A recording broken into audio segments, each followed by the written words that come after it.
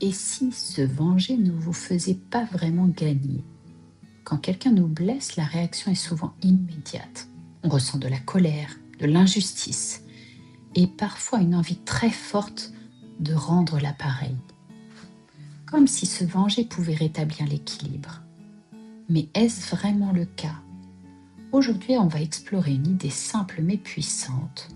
Se venger, c'est se mettre au niveau de l'autre. Pardonner, c'est peut-être s'en libérer. Au fond, la vengeance part d'un besoin légitime, celui d'être reconnu dans sa douleur, celui de réparer une injustice, celui de reprendre le contrôle. Et sur le moment, imaginer une revanche peut donner l'impression de soulagement. Mais en réalité, la vengeance nous attache encore plus à ce qui nous a blessés. On y pense, on rejoue la scène, on nourrit la colère.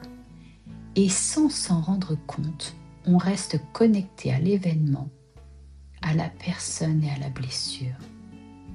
Alors que pardonner, ce n'est pas excuser. Ce n'est pas dire que ce qui s'est passé est acceptable.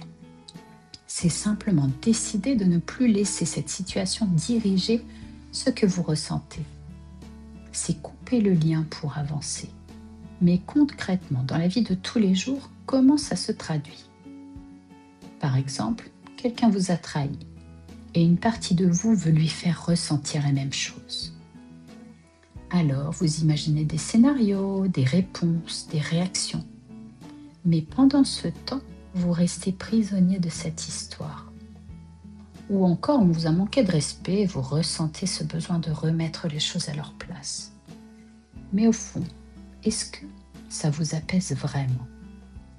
À l'inverse, pardonner peut sembler difficile, parfois même injuste.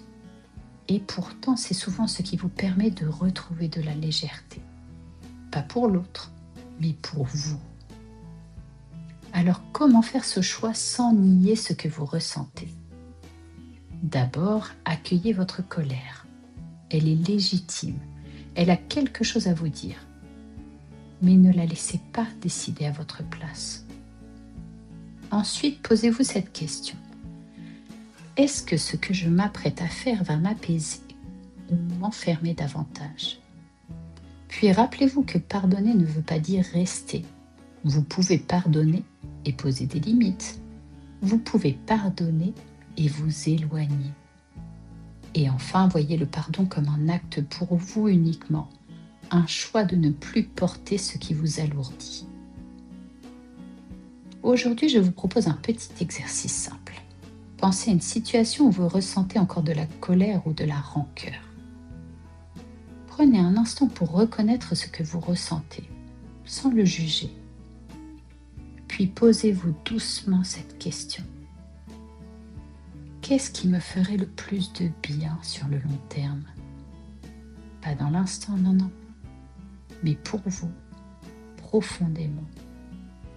Et laissez venir la réponse. Finalement, se venger peut donner l'impression de reprendre le pouvoir, mais c'est souvent rester attaché à ce qui vous a blessé. Pardonner, en revanche, c'est se choisir, c'est décider d'avancer sans rester bloqué dans le passé. Alors peut-être qu'aujourd'hui, vous n'êtes pas prêt à pardonner, et c'est ok, mais peut-être que vous pouvez commencer à envisager cette possibilité pour vous libérer, pas pour oublier. Dites-nous dans les commentaires ce que vous en pensez, cela pourrait même aider d'autres personnes. Merci d'avoir écouté cet épisode.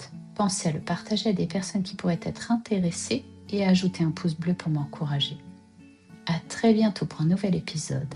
D'ici là, pas à pas, laissez-vous inspirer par le changement.